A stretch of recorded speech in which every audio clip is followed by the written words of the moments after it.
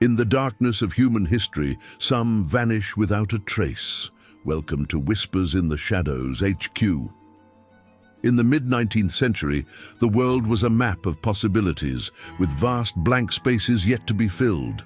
One of the greatest prizes was the fabled Northwest Passage, a sea route through the Arctic Ocean, connecting the Atlantic and Pacific. For centuries, it had lured explorers into its icy embrace, a siren song of fame and fortune. In 1845, the British Admiralty, at the height of its power, decided to conquer it once and for all. They assembled the most technologically advanced and well-supplied expedition the world had ever seen, led by a seasoned, if aging, polar veteran, Sir John Franklin. On a bright May morning in 1845, two majestic ships, HMS Erebus and HMS Terror, sailed from Greenhithe, England. Flags fluttered, crowds cheered, and a sense of national pride filled the air. These were not just wooden vessels, they were marvels of engineering. Their bows were reinforced with iron plates to smash through ice, and they were equipped with steam engines and propellers for navigating calm waters.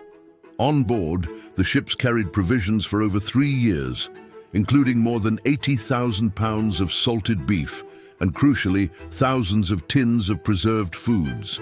A new technology meant to keep the men fed and healthy. A crew of 129 officers and men, the very best of the Royal Navy, embarked on a journey from which not a single one would return.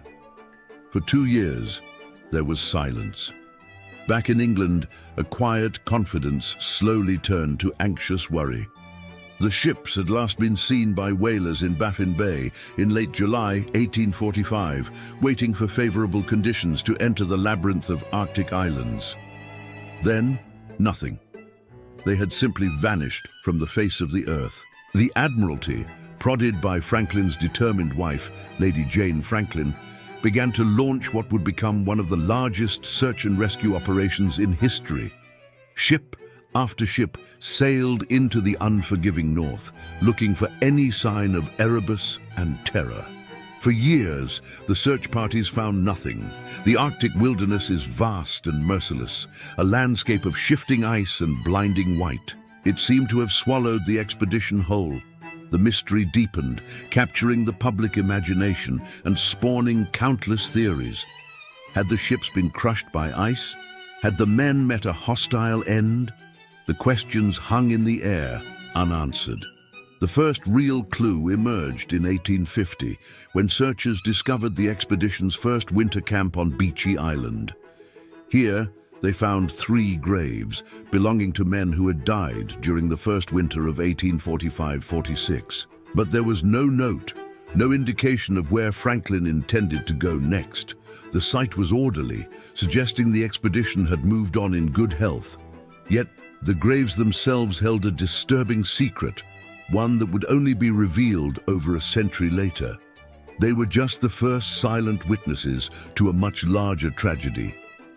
It wasn't until 1854 that the horrifying truth began to surface. Dr. John Ray, a Scottish explorer for the Hudson's Bay Company, was surveying the Boothia Peninsula when he met local Inuit hunters.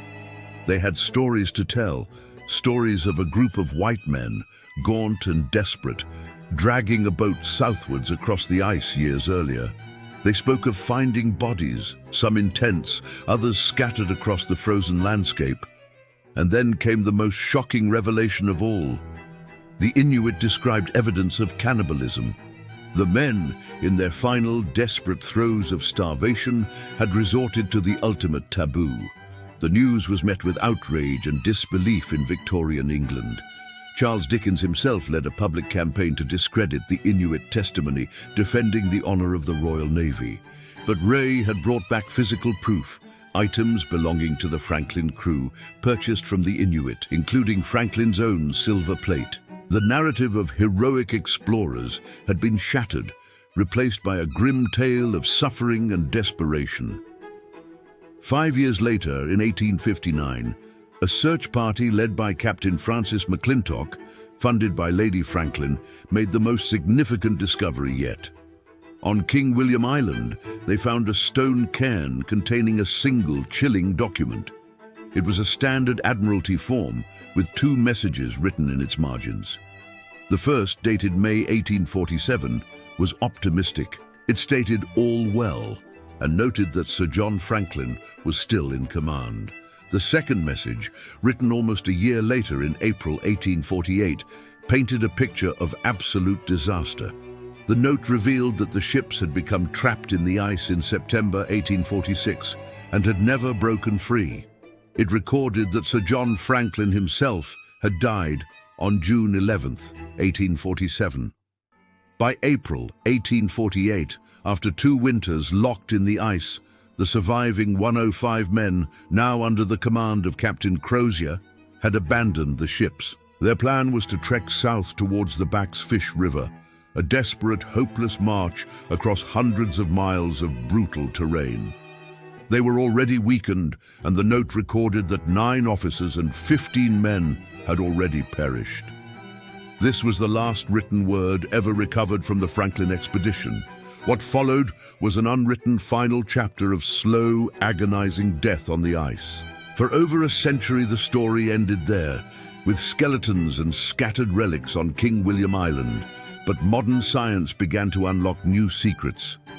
In the 1980s, a team of scientists exhumed the bodies of the 3 sailors buried on Beechey Island. The bodies were astonishingly well preserved by the permafrost. Autopsies revealed something unexpected: fatally high levels of lead in their tissues. The source was traced back to the expedition's tinned food. The cans, a new technology, had been sealed with lead solder, which had likely leached into the food, slowly poisoning the entire crew. This would have caused severe physical and mental deterioration, compounding the effects of starvation, scurvy, and the extreme cold. The men weren't just fighting the Arctic, they were fighting a poison within.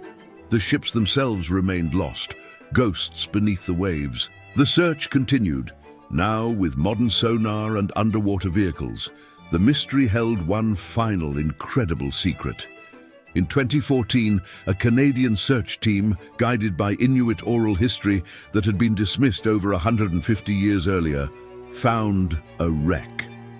It was HMS Erebus, sitting upright in shallow water, an eerie submerged time capsule.